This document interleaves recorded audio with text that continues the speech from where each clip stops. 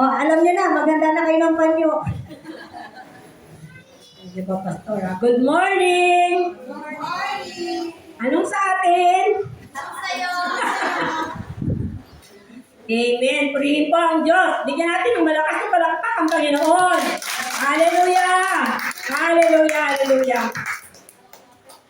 Sino yung may dalang silya? Okay, Tiko, tayo po ay tumungon na. Good morning, Lord. Good morning, Father. Good morning, Jesus. Good morning, Holy Spirit. Lord, we just thank you for this morning, Panginoon. Natunay nga na sa biyaya mo, kaya kami naririto, Panginoon. At sa biyaya mo, Panginoon, kami patuloy na nagpupuri, sumasamba sa iyo, God. Tunay nga, O Diyos, wala ibang Diyos maliban sa iyo, Panginoon. Kaya salamat, Panginoon. You are the creator of everything, O God. You created the heavens, the earth, maging ang creation mo, O God, and even us, O God. Kaya, Panginoon, kami naririto sa iyong banal na harapan, O God. At tuloy na lumalapit, patuloy na dumudulong, Panginoon.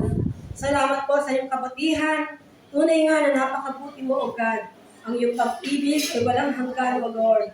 Thank you, Jesus. Thank you, Father. Thank you, Holy Spirit. At sa umagang ito, Panginoon, patuloy po namin dinudulog sa iyo ang lahat ng bagay at pinapasako po namin sa iyo, Lord God. Even our soul, our spirit, and our body, O God.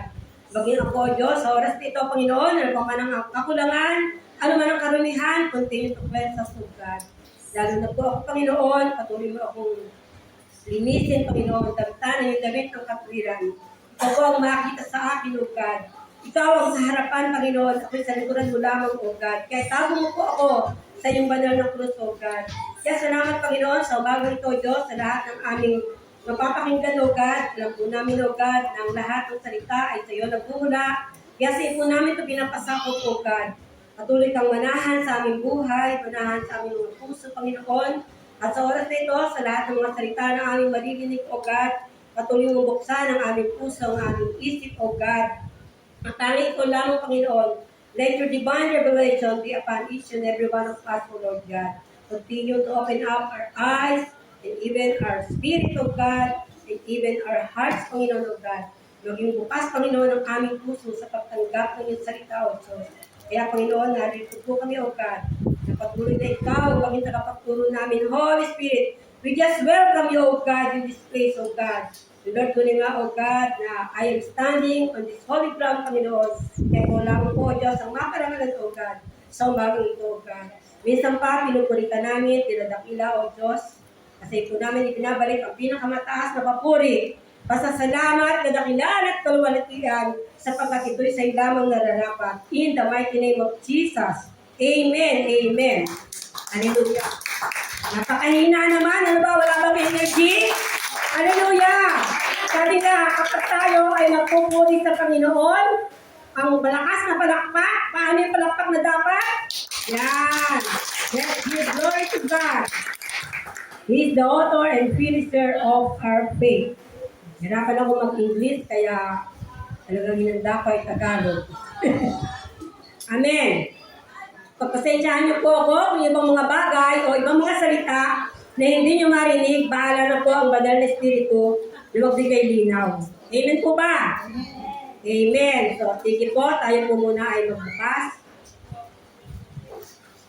ng Bible. Alam niyo po, talagang mahirap tumayo dito sa harapan. Diba? Tayo lumapit sa Panginoon. Tayo manginginig.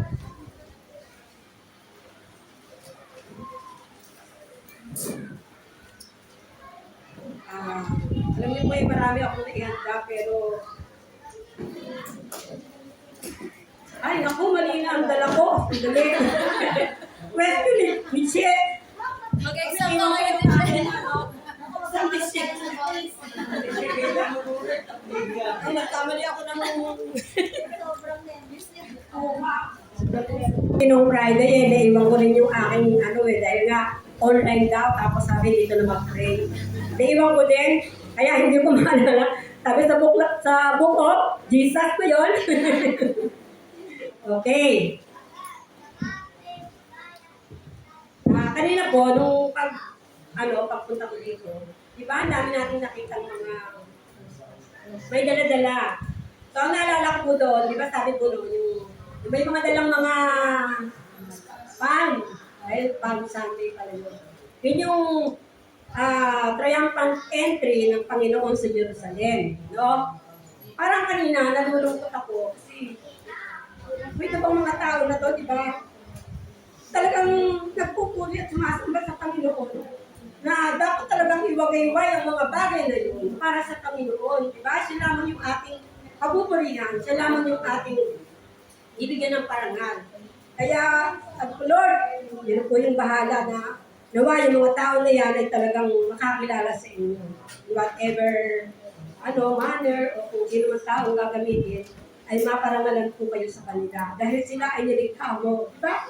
Kumbaga parang lagi natin naiisip yung end times, malapit na yung wakas. Diba? Parang naisip natin laging yung kapaligiran natin. No? Naaalala natin na huwag mangyari yung mga dapat hindi mangyari. Pero alam natin na kung ano ang dakilang plano ng Panginoon ay siyang mapangyayari. Before the foundation of the earth, meron na siyang redemptive plan, no? Nakaplano na lahat na magaganap at mangyayari even when the fall of man. So, pero ang pag-uusapan po natin, dahil nga, sabi nga, yung mahal na araw, sa atin lahat, every day is mahal na araw. Bakit? Jesus is love, no? At ang bawat araw ay ginawa ng ating Panginoon. So, English po yung sabi ko, hindi ko malaman na nung pa po, na-prepare na rin po ako, iba-iba, ganoon. Pero sa tinutumbok ay nakakaugnay-ugnay naman po. So, yung resurrection or the risen Christ, sabi nga, ano yun? Ang muling pagkabuhay ni Kristo, di po ba? Gaya nga ng inaawit natin dahil si Jesus lamang ang dahilan kung bakit tayo narito. Dahil lamang sa biyaya ng Panginoon, di po ba? Kaya tayo narito. Kaya ako nakakatayo sa harapan. Just because of the goodness of God, and without Him, I can do nothing. Di ba? Kaya ating namunin natin yung 1 Corinthians 15, 50 to 58.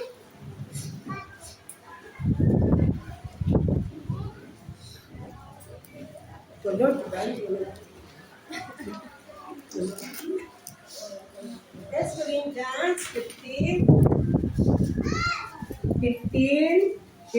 to 58. Doon po sa English po yung aking binasa doon. Sabi niyo yung the victory, no? The victory of ano. So, basahin po muna natin. Kita na po ba natin? Mga kapatid, sinasabi ko ito, ang laman at dugo ay hindi magmamana ng kaharian ng Diyos, ni ang may pagkasira ay magmamana ng walang pagkasira. Makinig kayo. Sasabihin ko sa inyo ang isang hiwaga. Hindi tayong lahat ay mamamatay, ngunit tayong lahat ay babaguhin. Sa isang saglit, sa isang isap mata, sa huling pagtunog ng trumpeta, sapagkat ang trumpeta ay tutunog at ang mga patay ay mabubuhay na walang pagkasira at tayo'y babaguhin. Sapagkat kailangan na itong may pagkasira ay magbihis ng walang pagkasira at itong may kamatayan ay magbihis ng walang kamatayan. Subalit, kapag itong may pagkasira ay mabihisa ng walang pagkasira at itong may kamatayan ay mabihisa ng walang kamatayan, ay mangyayari ang salitang nasusulat. Ang kamatayan ay nilamon sa pagtatagumpay. O kamatayan, nasaan ang iyong pagtatagumpay? Death, where is your sting? O kamatayan, nasaan ang iyong tibo? Ang tibo ng kamatayan ay ang kasalanan at ang kapangyarihan ng kasalanan ay ang kautusan. Subalit, salamat sa Diyos na nagbibigay sa atin ng pagtatagumpay sa pamamagitan ng ating Panginoong Kristo. Kaya mga kapatid, kung minamahal, kayo laging matatag, hindi nakikilos, na laging sagana sa gawa ng Panginoon, yamang nalalaman ninyo na hindi walang kabuluhan ang inyong gawa sa Panginoon. Amen. Lord, muli, hindi ko namin pagtiwala ang salitang ito, God. Continue to be with us, O God. At Lord, ko lamang po ang mahanya, O God, in Jesus' name. Nasaan si Shep? Shep, pakiulit nga dahil yung mabuting balita video iba. That is part of your exam. Awit. Unang Korinto 15, 50 to 58.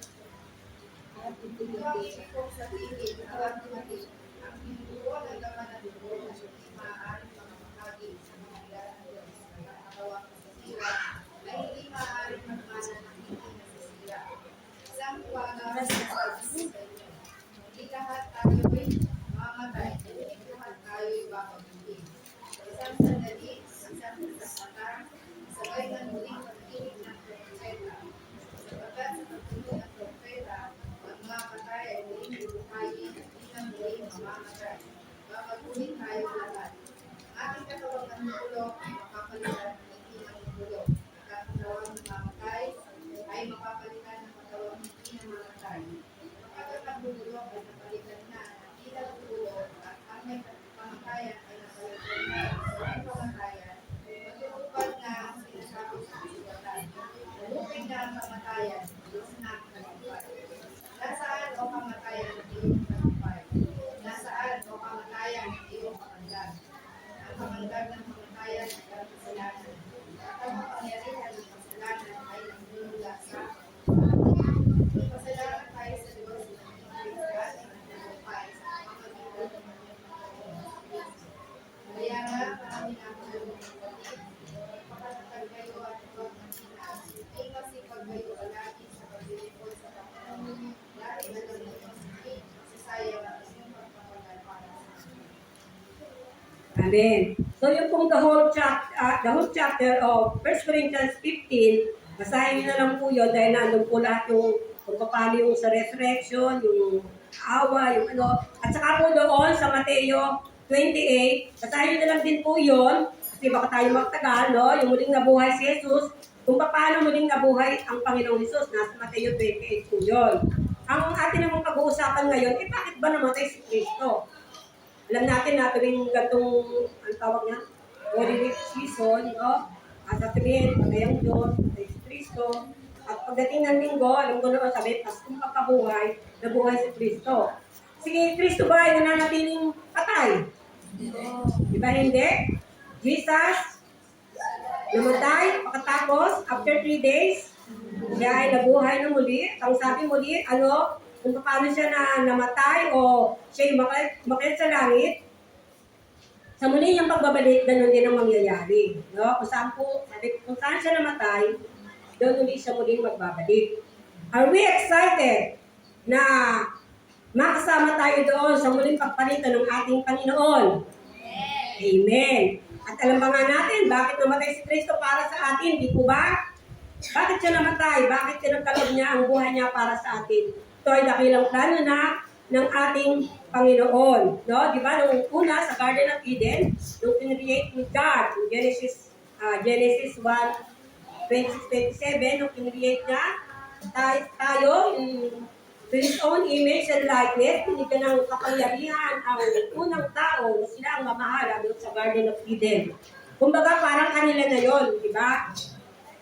Na sila yung pinamahalaan sa all creatures and the creation, no? Yung mga pinamahalaan sila, di ba? Yung first day, second day, third day, di ba? Nakita ng Diyos, maganda ang lahat, no? At sumunod, maganda talaga ang lahat at siya ay nagpahinga. So, ang tao, si Adam at si Eve, sila yung namahala doon, pero nagkaroon ng pagsuway. At sa pagkakaroon ng pagsuway na yon, anong nangyari? Namatay ba sila instantly? Hindi, di po ba? So, anong ibig sabihin ng pagkamatay na kailangang maganap doon? Spiritual lamang, di po ba? Pero nagkaroon ng hangganan ang buhay ng tao.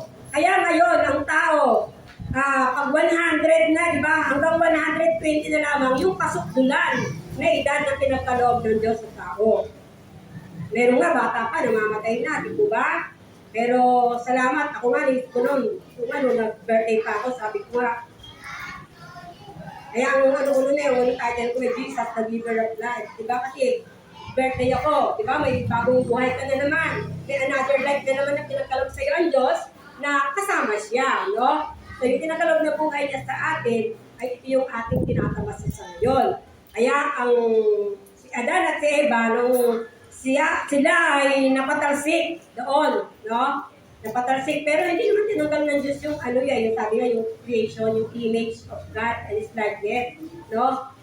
Kailangan lang mga tao ay magtrabaho, ang nanay o ang babae ay dadanas ng paghihirap, yung 9 months na yung mga dinadala sa tiyan, di ba? Sa panganganak, kumbaga parang kailangan maranasan yung hirap na yon, yung consequence ng ginawang hindi pagsunod, no? Kumbaga nagkaroon sila ng pagkukulang sa ating Diyos. Tayo ba hindi nagkukulang sa Diyos? Siyempre lahat, lagi tayo nagkukulang sa ating Panginoon. So ang buhay ay nagkaroon ng hangganan at ang pagtubos ay na-achieve lamang yon through the death of our Lord Jesus Christ. Di ba ba? Dahil siya ay namatay doon sa krus, no?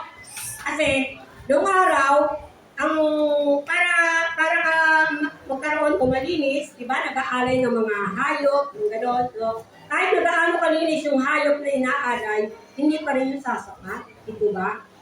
Kasi tao, mankind ang ililigtas ng Panginoon. So, kailangan maging tao din, no? Sabi nga, yung the first Adam did not fulfill. So, sino nakapag-fulfill? Second Adam, which is the Lord Jesus Christ, na siya yung naging kasalanan para sa atin. Na yung sumpa ng Diyos ay sa Kanya napunta. Tayo, na dapat ang mamatay doon sa krus, hindi tayo. Siya ang nagsakripisyo para sa amin. No? Di ko ba, hindi ko rin isip ka, pero di ko ba, habang tayo tumatagal, sa pagkilala sa ating Panginoon, nakikita natin yung talagang kabutihan na ginawa niya sa atin. No? Bakit yung ibang tao, kumbaga, no, yung, siyempre, alam mo naman ang mundo ito talaga, dinadaya tayo. Even us, dinadaya tayo ng diablo. Pero sabi nga, dahil nasa atin na ang Panginoon, at ang Banal na Espiritu na suma sa atin, kaya tayo ay nagkakaroon ng katapangan. Diba? Sabi nga, napagtagumpayan nga ng Panginoon doon sa krus ng Kalbaryo, ang kamatayan, the sin and death. Ito ba? So, naligtas niya na tayo. Walang tayong pwedeng gawin dahil siya na nga yung naging tumubos sa atin. At kaya ang Panginoong Hesus, siya yung sentro sa Biblia. No? Yung promises ni God ay nakasentro sa Kanya at napulpil ito sa Old Testament, yung propesya ng Panginoon ay napulpil sa New Testament. Tayo ay nasa New Testament na. At sabi nga yung mga law, di ba? Noong araw, kapag ang law, sabi, 10 utos yung kay Moses, pag hindi mo nasunod ang isa, parang maliwala na yun. Pero ngayon, 2 na lamang, di po ba? Nasusunod pa ba ng tao rin yun?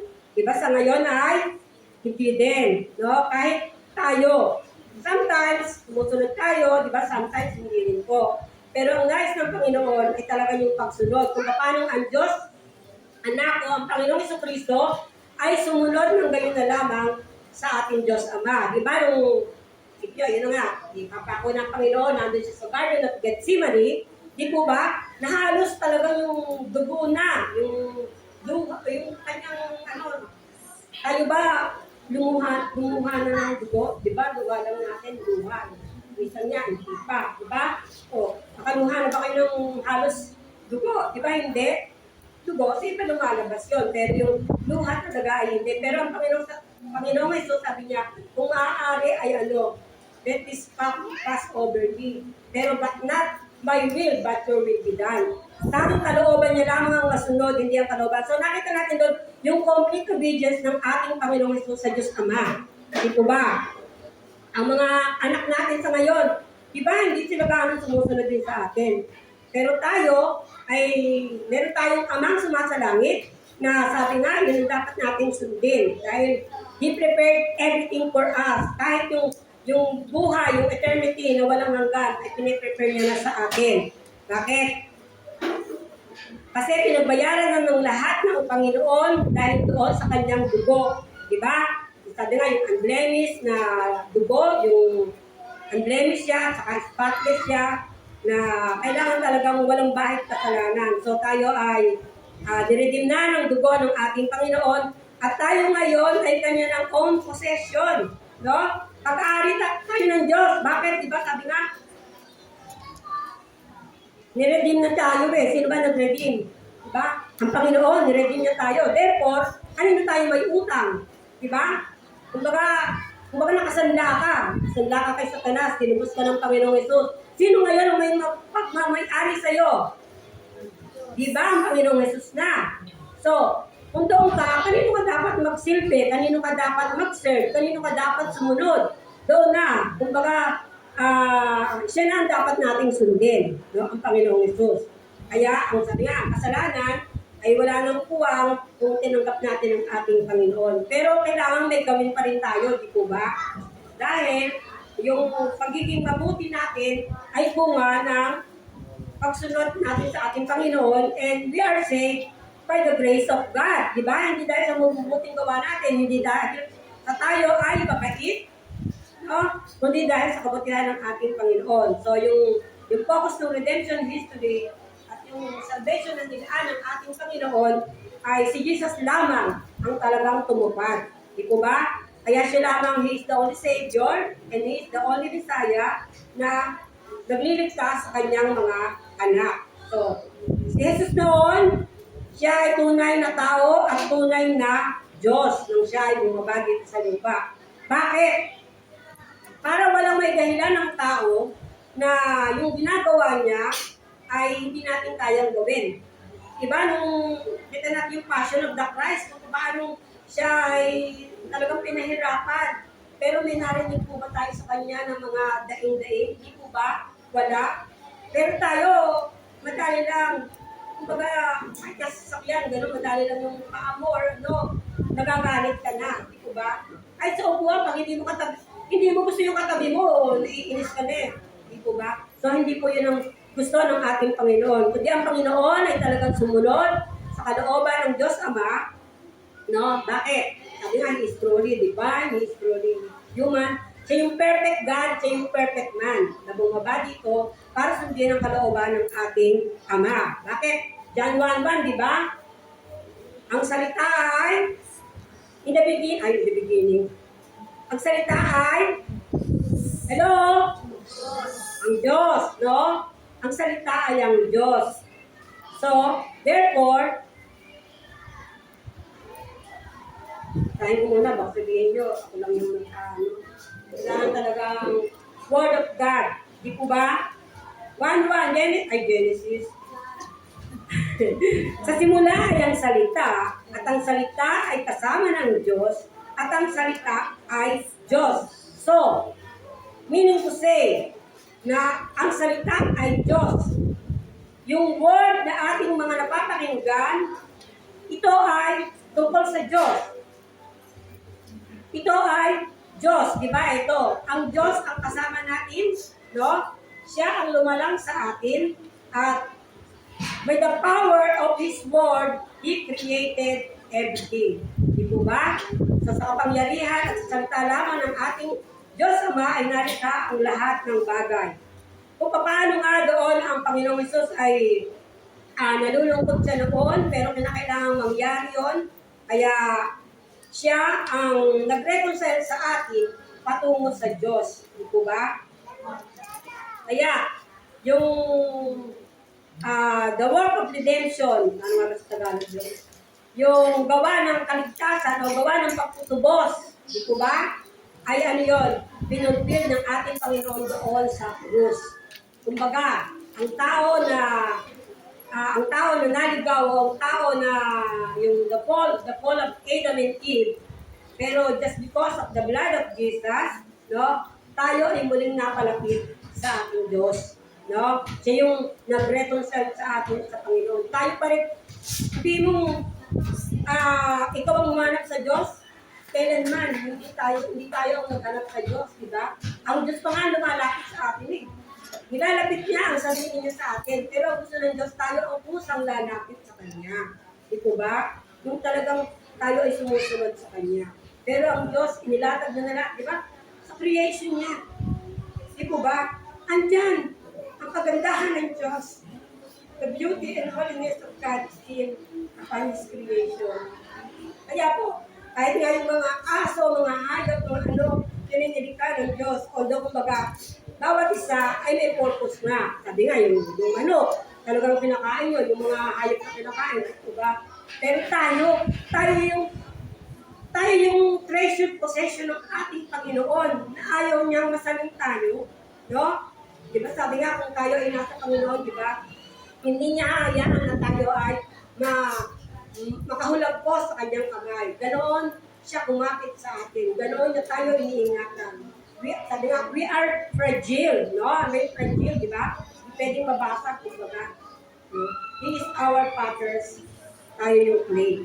Tayo hinuhulma niya lamang in the way He wants us to be. Di po ba? So, nung namatay na nga si Adam, take rest na tayo ngayon. Sabi, pero doon sa verse 22, we will be made alive with Christ. 15:22. Dangumita pa lang sa tulad. Sapagkat kung paano kay Adan ang lahat ay namamatay, gayon din kay Kristo ang lahat ay bubuhayin muli. Ito yun. Dito na tayo. Yung sa muli pagkabuhay ng ating Panginoon o yung pag-resurrect niya. Tayo ngayon ay ganun din. Kung paano nangyari sa ating Panginoon, ganun din ang mangyayari sa akin. Yan. So, sabi nga, sa ating Panginoong Jesus, naroon na yung talagang complete forgiveness, no? Sa susunod ng mga araw o yung sabi nga yung the second coming of Christ. Kasi, di ba, ito na lang yung hindi nangyayari sa propesya, di ba? In Revelation, no? Yung sabi nga, maraming misteryo ang Panginoon sa kanyang salita na hindi pa natin natutuklasan. Kaya tayo ay patuloy na nag-aaral upang maunawaan natin ang hidden mystery na ipapahayag niya sa mga huling sandali. Dito ba? Kaya tayo patuloy na nag-aaral. Kaya, ano dito? Sa mga susunod na araw, ipapakita niya kung ano mangyayari sa katawang ito. Di ba tayo? Kapag namatay, naalala ko rin niya po nung, di ba pag may patay? Namatay ka, wala, diyan ka lang 6 feet below the ground. After that, mabubuhay ka ba? Di ba? Hindi. Kasi, ito yung inumahan lang ng ating Panginoon. Ang tunay na babalik sa ating Panginoon ay yung spirit na nagmula sa Kanya. Di po ba? At sa pagdating ng huling panahon, sabi nga, yung mga patay ay maunang buhayin at tayo, whether buhay tayo o hindi, di ba? Tayo ay kakaunin ng ating Panginoon. Tayo mga buhay, ay sasalubungin natin siya.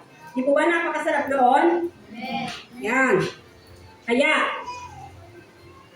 sabi nga, kapag nag-resurrect na ang ating Panginoon in the resurrection o sa muling pagkabuhay ng ating Panginoon, ay kakaroon tayo ng transformed bodies.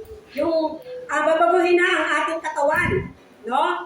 Ito yung katawan na hindi nabubulok. Dahil sabi dito sa 1 Corinthians, di ba?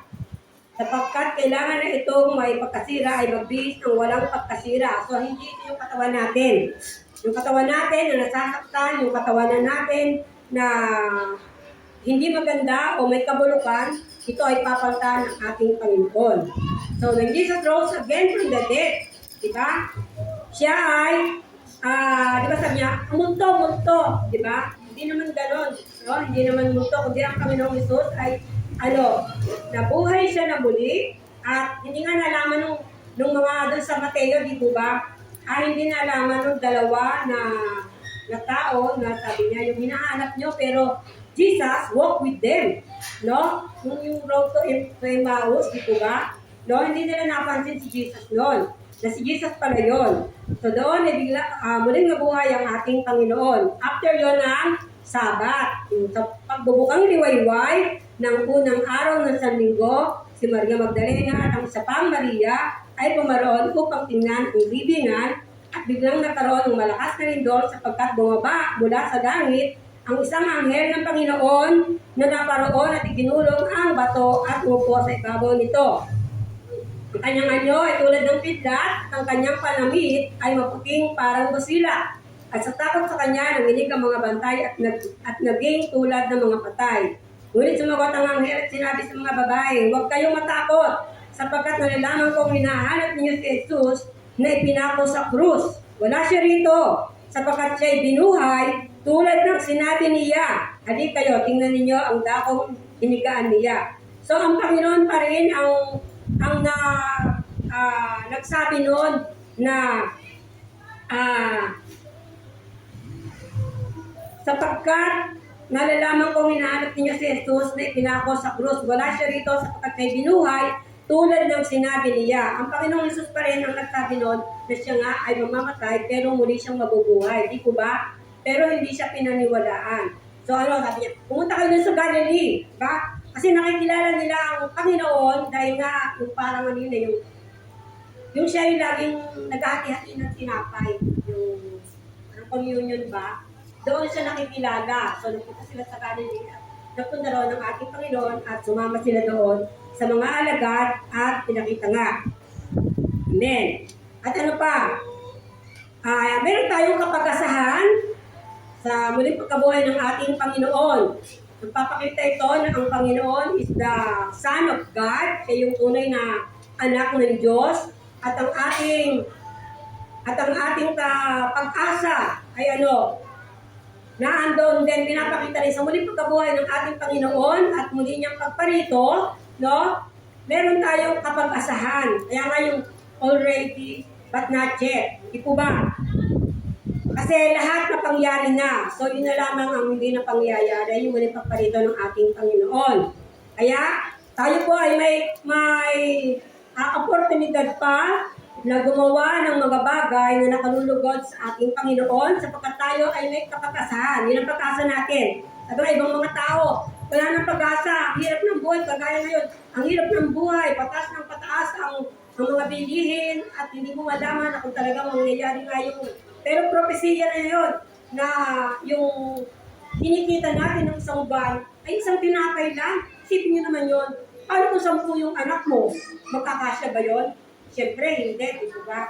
Kaya sabi nga, during high prices, let's give a God a high praises. Di po ba? Kailangan taasan natin ang pagpupuri sa Panginoon.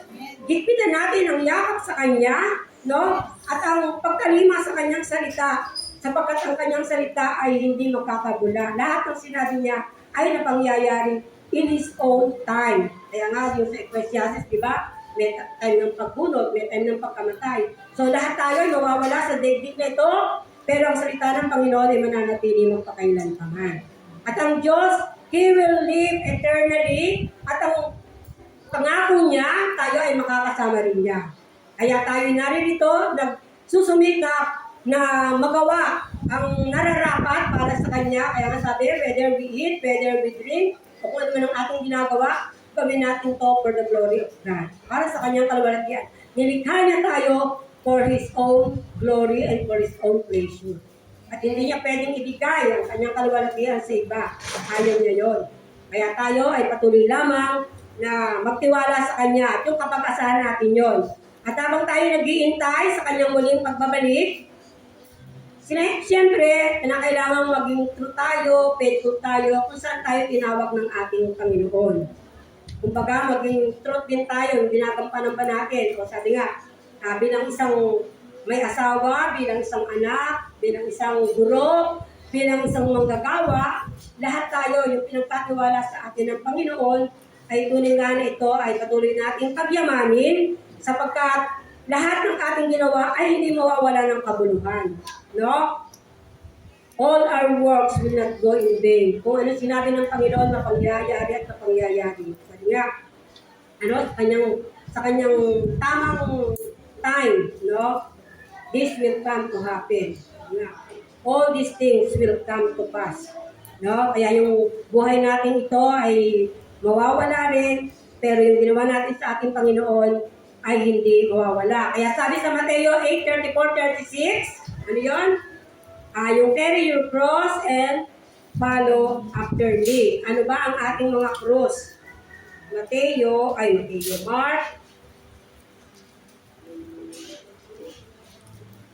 Marcos 8.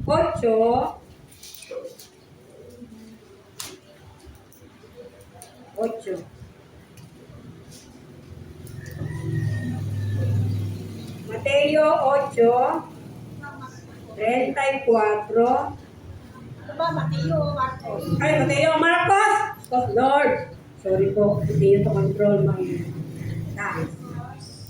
Sabi nga, sino mong magbawas, sino mong magdagdag, ay ano?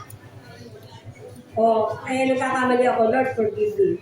Tinawag niya ang maraming tao, pati ang kanyang mga alagad, at kanilang sinabi, kung ang sino man ay nagnanais sumunod sa akin, siya ay tumanggi sa kanyang sarili, pasanin ang kanyang krus at sumunod sa akin. Sapagkat ang sino mang nagnanais iligtas ang kanyang buhay ay mawawala nito at ang sino mang mawala ng kanyang buhay dahil sa akin at sa ebanghelyo ay maliligtas iyon. Sapagkat ang mapapakinabang ng tao na makita ang buong sanlibutan at mapahamak ang kanyang buhay.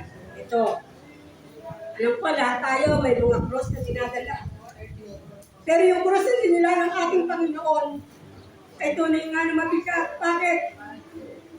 It is all humankind. Lahat ng tao sa mundo, lahat ng tao sa daigdig, pinasan niya doon sa krus ng Kalbaryo. No?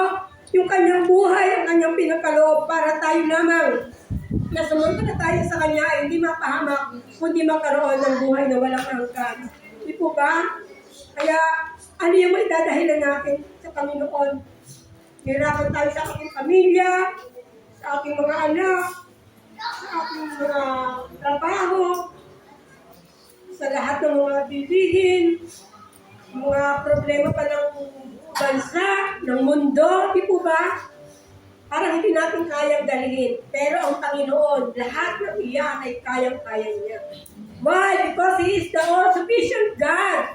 Nasa Kanya ang lahat ng bagay.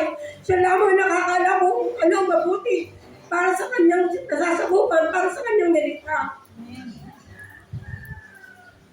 Pero tayo, minsan tumitikil na tayo. Ayoko. Ano naman dyan? Lagi na lang gano'n, training. Hindi na lang sawa, training. Ito nga kung earth or this earth sa ating ginagalawan, ito tayo ay manlalakbay lang dito. God is training us para pagdating natin doon sa langit, dito tayo maiiba. Di po ba? Tayo ay nakikigalak na rin. No? Kasi bakit ano kung ginawa naman kami doon? Nag-aawitan lang nila. They are just saying, holy, holy, holy. Eh dito, di ba? Hindi. Kung ano ginagawa natin, kung ano-ano ang inuuna natin. Pero ang Panginoon sabi nga, kukunin niya ay yung church na malinis, walang bahid kasalanan. Why? Because He is holy. God is holy, therefore, His people must be holy, di po ba? Yun ang sabi ng ating Panginoon. Kaya tayo, hindi tayo holy. Pero, sinisikap natin na makagawa tayo ng naaayon sa Kanya. No? Yung makalulugod sa Kanya. Amen po ba? At ano pa? Sabi rito sa 1 Corinthians 15:57, balik ulit tayo doon. Sabi, maging matatag. Subalit, salamat sa Diyos na nagbigay sa atin ng pagtatagumpay sa pamamagitan ng ating Panginoong Hesus. So, we are already victorious. Why? Because Jesus had won the battle. Diba sabi, the battle is not ours, the battle is the Lord's. Di po ba? So, pinagtagumpayan na ng Panginoon doon sa krus ng Kalbaryo, yung kamatayan na dapat tayo ang napatay, dapat tayo ang namatay because of our sinfulness. But then, Jesus gave His life for us para tayo ay mabuhay at magkaroon ng buhay na walang hanggan. At ito nga ang ating kapag-asahan sa ngayon, yung buhay na walang hanggan, yun ang ating iniintay. Na hindi tayo mahuli. Maging ang ating mga mahal sa buhay. Kaya, ang sabi ulit dito, ang kamatayan ay nilamon sa pagtatagumpay. O kamatayan, nasaan ang iyong pagtatagumpay? O kamatayan, nasaan ang iyong ibo? Diba? Ang ibo. Ang ibo sa hito, yun yung nakakasakit. No? Pero ito, sin. Yung pa sin ito, diba? Ang tibo ng kamatayan ay ang kasalanan. So yung parang yung pinaka-ugat niya o gano'n. At ang kapangyarihan ng kasalanan ay ang kautusan. Subalit salamat sa Diyos na nagbibigay sa atin ng pagtatagumpay. Kaya thanks be to God who give us the victory. At ano nga ang mangyayari pagdating natin ito sa muli pagkabuhay ng ating Panginoon, 1 Corinthians 15:54, subalit kapag itong may pagkasira, ay mabihisan ng walang pagkasira, at itong may kamatayan ay mabihisan ng walang kamatayan. Yun nga, mangyayari ang lahat ng salitang nasusulat. Tayo ay dadamtan ng dawit ng katwiran ng ating Panginoon. No? Diba? We are ready to face our God. No? Masasabi ba natin na, o kaya, maririnig kaya natin sa Panginoon, well done, my good and faithful servant. Diba yun yung kapag-asahan natin? Gusto natin na makasama tayo doon. Hindi tayo kasama tulad ng mga 5 birhen na yung virgins na walang yung mga ginagawa nila. Nawa ay hindi tayo matakbuhan ng Panginoon na kung ano-ano yung ginagawa natin sa muli niyang pagparito, sa muli niyang pagbabalik. No? Ang gusto niya ay maging matatag tayo. Amen po ba? Sabi sa 1 Thessalonians 4:14-15, 1 Thessalonians, sino ba? Si Joy. 1 Thessalonians 4:14-15.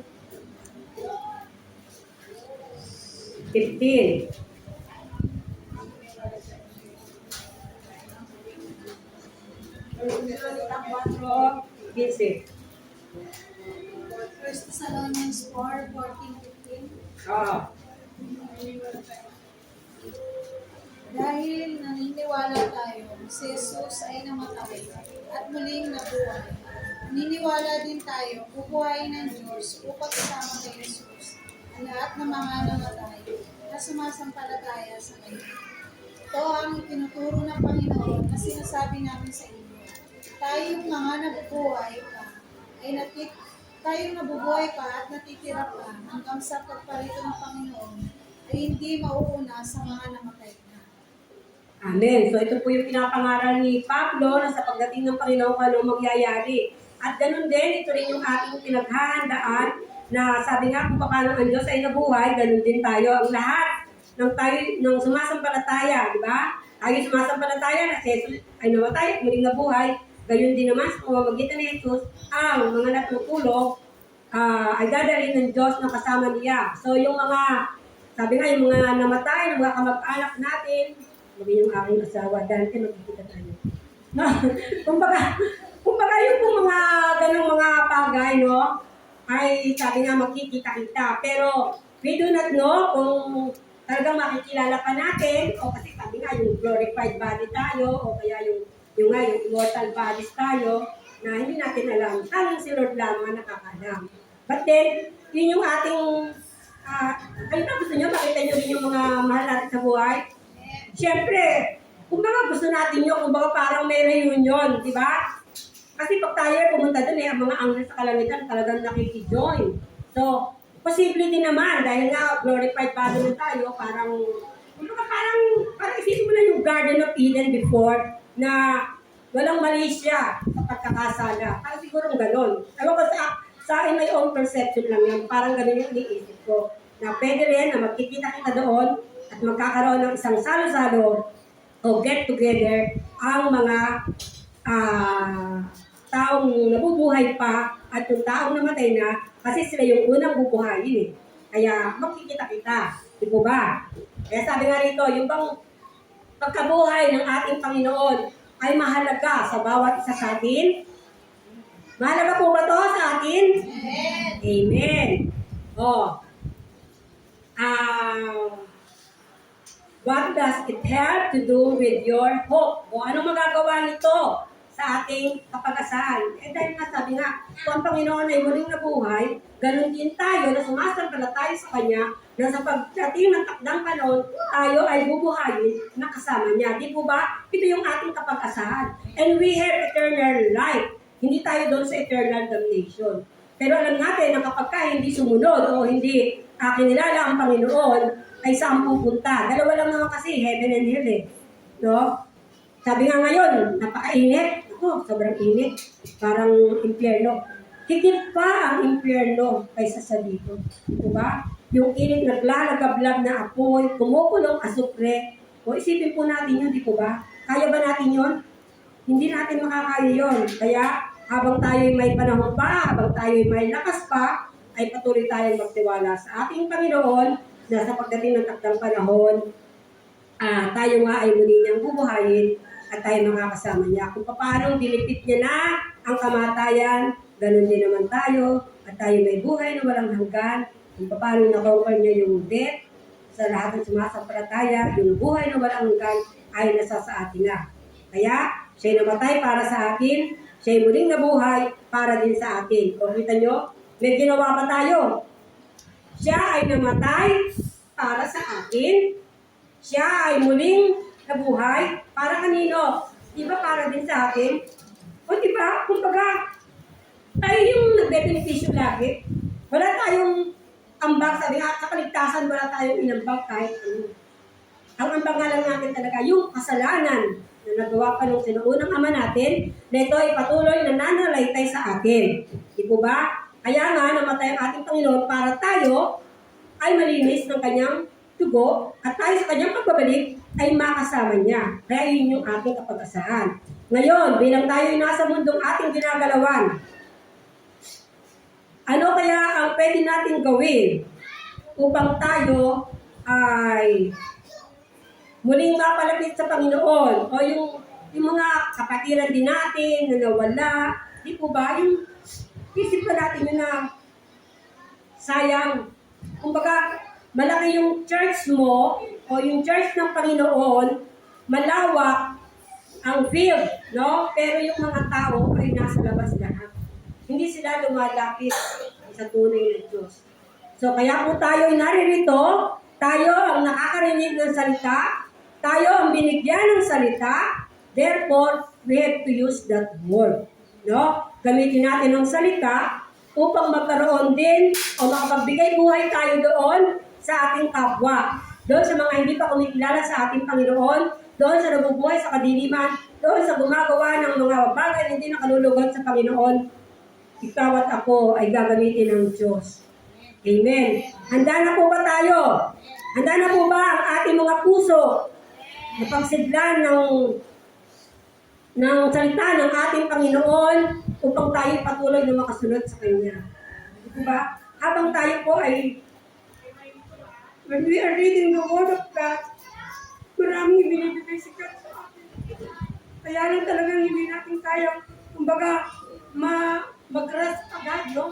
Makuha agad yung talagang gusto niyang mangyari. Pero di pa, kaya nga tayo nag-aaral, kaya tayo nagbubulay-bulay para tayo laging makapalapit sa Kanya.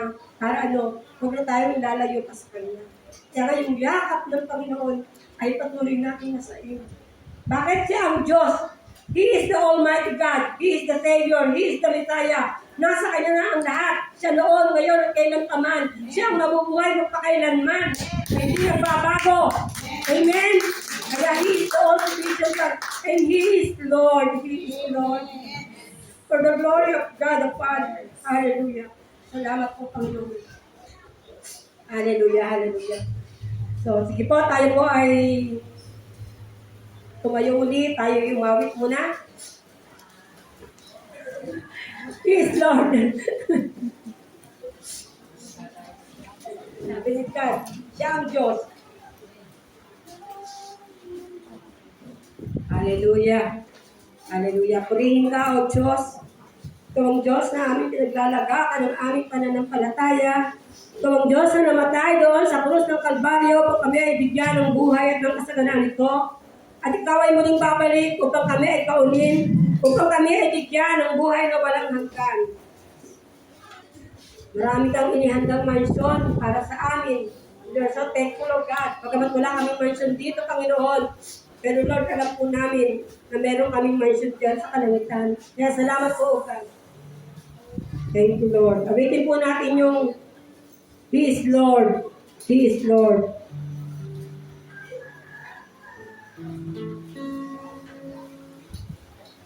He is Lord.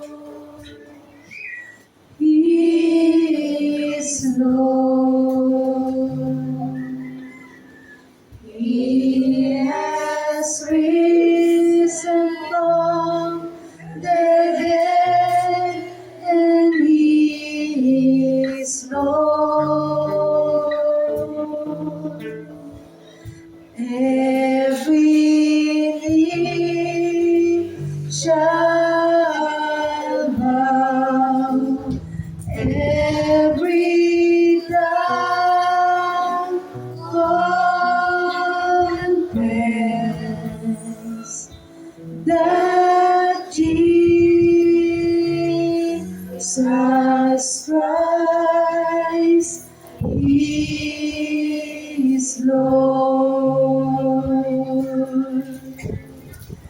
He is Lord.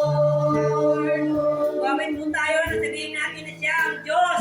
Hallelujah! He is Lord.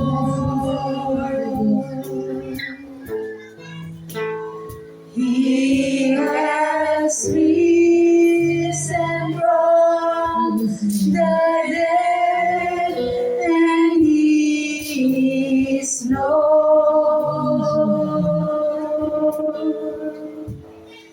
Every knee shall bow, every tongue confess that Jesus Christ is Lord.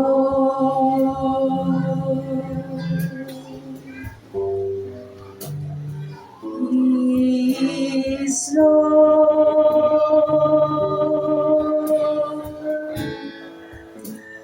He is Muli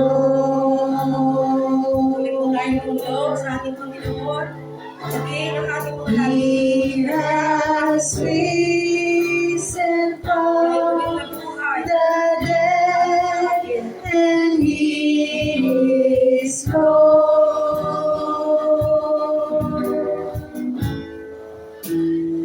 Every knee shall bow, every tongue confess that Jesus Christ is Lord. Every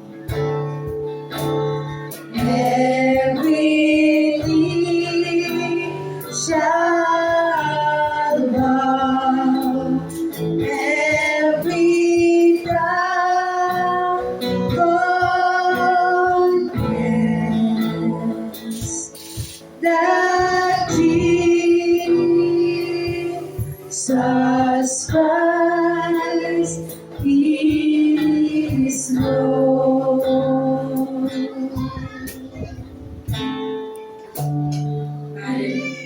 Hallelujah. Thank you, Lord. Thank you, Jesus.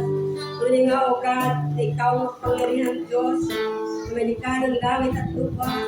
Ikaw ang Diyos na aming Diyos. Ikaw ang hari ng mga hari. Ikaw ang Diyos na aming kinikilala. Ikaw ang Diyos sa aming buhay. Ikaw ang Diyos ang nag-iingat sa amin. Ikaw ang Diyos na makapangyarihan sa lahat. You created the world with your word, O God. At ikaw ang buhay na salita. Salamat po, Panginoon, na ikaw ang tunay na Diyos. Ikaw ang Diyos na hindi nagbabago, O God.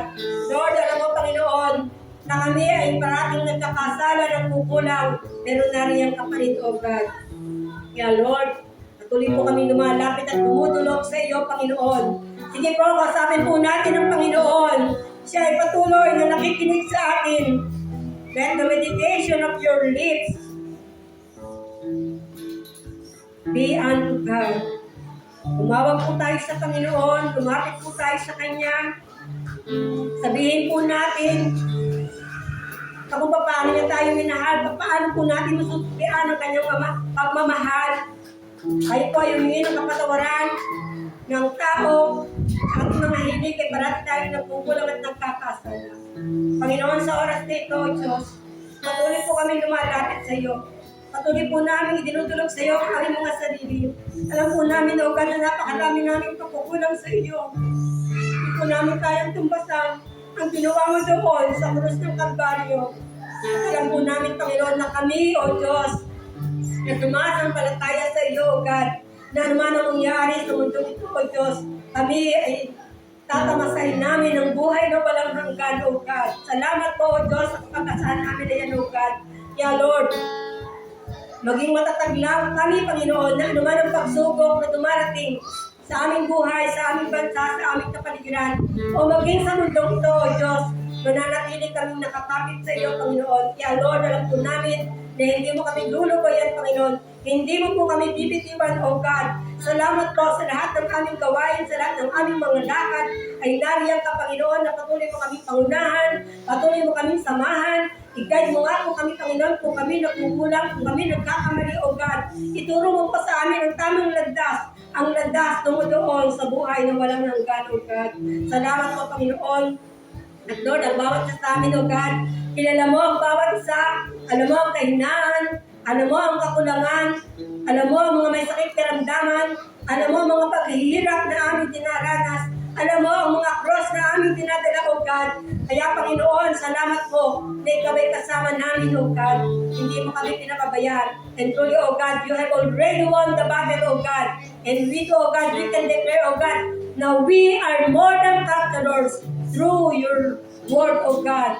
Through the work of Jesus that is done on the cross of Calvary. And salamat po, Panginoon, ang buhay na walang hanggan ay tatamasahin namin, ang buhay na may kasaganaan sapagkat itong pangako mo, O God, ang buhay na walang hanggan, ang buhay na may kasaganaan. Nais mo, Panginoon, na maging masagana ang aming buhay, lalong-lalo na po, O God, ang aming spiritual na pamumuhay, O God.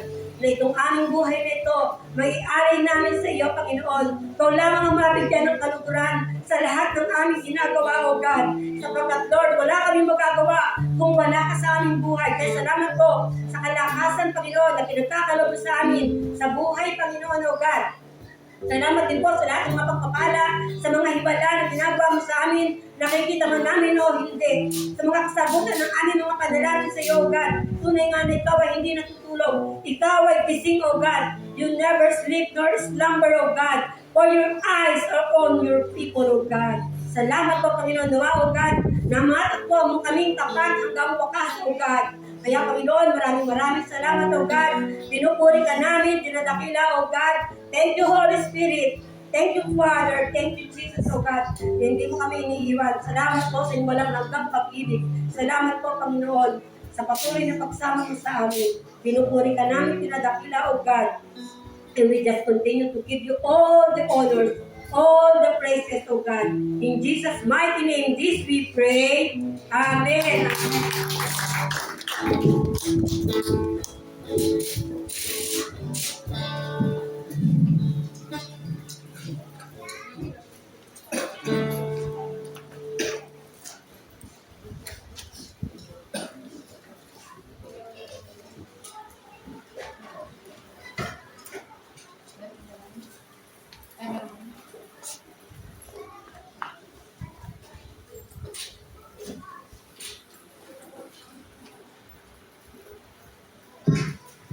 Amen. So, tayo ay dumako sa ating pagkakalob sa Panginoon. Muli natin sambahin ang ating Panginoon sa pamagitan ng pagkakalob sa Kanya sa lahat ng ipinagkalob niya din sa atin. Amen po ba? Give and take lang po yan. Kaya, kung nais po natin lalo pang pagpala ng Panginoon,